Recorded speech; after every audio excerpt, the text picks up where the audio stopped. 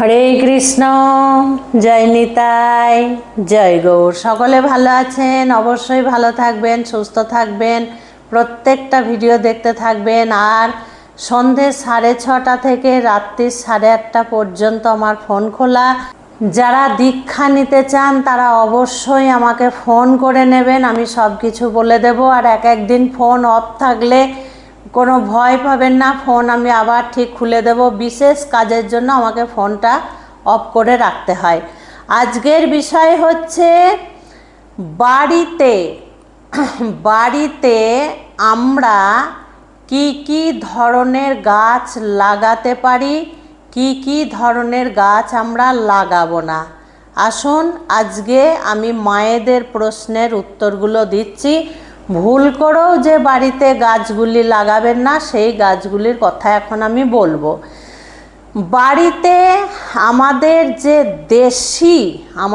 যে দেশি ফুল গাছগুলো থাকে, যেমন নয়নতারা ফুল, প্রত্যেকটা জবা ফুল, সাদা ফুল, টগর ফুল, এবং এর আগের ভিডিওতেও আমি বলে দিয়েছি ধুতরা, আকন্দ ইত্যাদি যত ফুল, এই ধরনের ফুল গাছগুলো বাড়িতে আপনারা নিশ্চিন্ত হয়ে লাগাবেন এবং খুব সুন্দর করে যত্ন করবেন। যাদের বাড়িতে প্রচুর জায়গা আছে, মানে মাটি আছে, তারা প্রত্যেকটা ফুল গাছ লাগাবেন, ভয়ের কোনো কারণ নেই। আমাদের যে দেশীয় ফুল গাছগুলো আছে, সেই দেশীয় ফুল গাছগুলি সব লাগাবেন, জল দেবেন, যত্ন করবেন।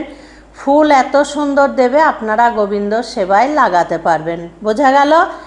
ওর গাছে ফুল চুরি করে না বেরিয়ে আপনারা 5 মাস 4 মাস ফুল গাছের পিছনে খাটবেন, 12 মাস আপনারা ঝুড়ি ঝুড়ি ফুল পাবেন। বোঝা গেল? আচ্ছা, এবার বলি কি গাছ বাড়িতে রাখবেন না।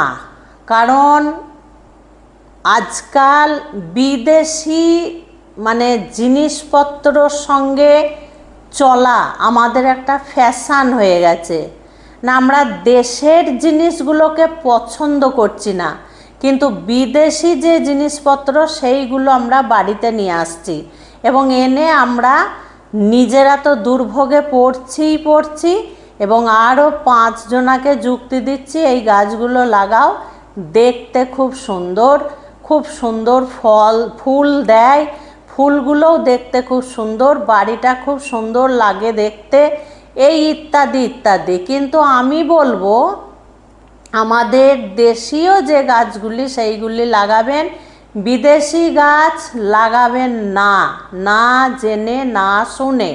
আচ্ছা, যেমন পাহাড়ি এলাকার যত সুন্দরী গাছ হোক না কেন আর যত সুন্দরী ফুল দেখ না কেন, কাঁটা জাতীয়, কাঁটা যেগুলো প্রচণ্ডভাবে গাছে কাঁটা থাকে এবং অল্প মাত্রাতে হলেও কাঁটা থাকে এবং হয়তো তার পাতাগুলো বা তার ডান্ডিগুলো ভীষণ কাঁটা, লেগে গেলে কাপড় ছিঁড়ে যায়, শরীরের চামড়া ছিঁড়ে রক্ত বেরিয়ে যায়, হাত দেওয়া যায় না, সাবধানে সেই গাছ রাখতে হয়। এই ধরনের গাছ কিন্তু ভুলেও বাড়িতে রাখবেন না, এইগুলো কিন্তু ভীষণ অমঙ্গল এইগুলো। বোঝা গেল? আচ্ছা, এবার বলি বাড়ির মেন গেটে মায়েরা কি করে, বিরাট টবে সুবিশাল গাছ, কাঁটা জাতীয় গাছ এবং খুব ভয়ঙ্কর দেখতে, সেই ধরনের গাছগুলো 2 সাইডে 2টো রেখে দেয়। এগুলো কিন্তু ভুল করেও নয়। যে গাছ খুব কোমল, যে গাছ খুব নরম, যে গাছে ফুল দেয় খুব সুন্দর, বা ফুল নাও দিতে পারে, হয়তো গাছটা দেখতে খুব সুন্দর, তার পাতাগুলো দেখতে খুব সুন্দর, এই ধরনের গাছ আপনারা রাখবেন। সেটা বিদেশি গাছ হলেও চলবে, পাহাড়ি এলাকা হলেও চলবে। কিন্তু যে গাছে অতিরিক্ত কাঁটা, যে গাছ দেখতে ভয়ঙ্কর, যে গাছ থেকে বাচ্চাদেরকে সাবধানে রাখতে হবে, যে গাছ থেকে আমাদেরকে সাবধানে থাকতে হবে, সেই ধরনের গাছ বাড়িতে না রাখাই ভালো। আর আমাদের বাড়ির মেন দরজা হচ্ছে প্রবেশদ্বার, সেই দরজা দিয়ে আমরা প্রবেশ করি, আমরা বাইরে আসি, আমরা ঘরে ঢুকি, এবং আমাদের যে দরজা যে ধার দিয়ে আমরা ঢুকি সেই ধার দিয়ে কিন্তু দেবদেবীও ঢোকে, দেবদেবীও আনাগোনা করে।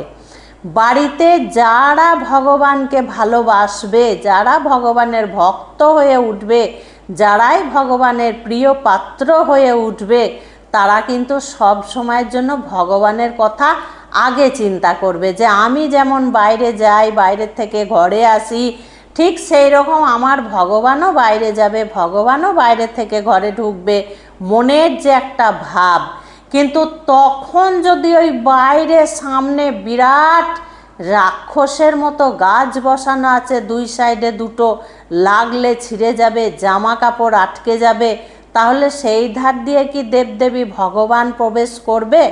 আমাদের যদি ভয় লাগে, তাহলে যদি আমরা খুব ভক্তি ভরে ভাবি, তাহলে ভগবানেরও ভয় লাগবে। ভগবানের ভয় কোনো কিছুতেই লাগে না, কিন্তু আমাদের সেটা মনের ভাব।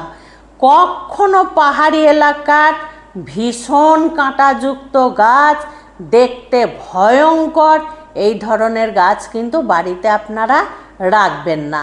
অনেক সময় বাস্তু দোষ হয়ে যায়, অনেক সময় নেগেটিভ এনার্জি, অনেক সময় নেগেটিভ এনার্জি আমাদের ঘরের মধ্যে চলে আসে, আমাদের বাড়ির মধ্যে চলে আসে ওই গাছের জন্য। আবার দেখা গেল ওই গাছ যে আমরা লালন পালন করি বা গাছকে আমরা ভালোবাসি, তো ফলটা আমরা সেটা ভালো পাবো না। তার জন্য বলছি, গাছ লাগানোর আগে 5টা ভিডিও দেখবে, 5টা মহারাজের কথা শুনবে।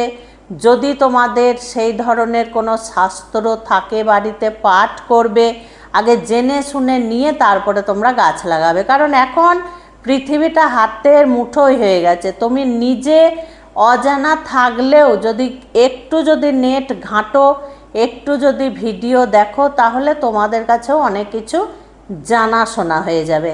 ফালতু কি দরকার আমার বাড়িটাকে অপবিত্র করা, বা আমার সংসারে বা আমার বাড়িতে অশান্তি প্রবেশ করবে, শান্তি দূরে যাবে, এরকম কাজ কোনো কিছুতে না করাই ভালো।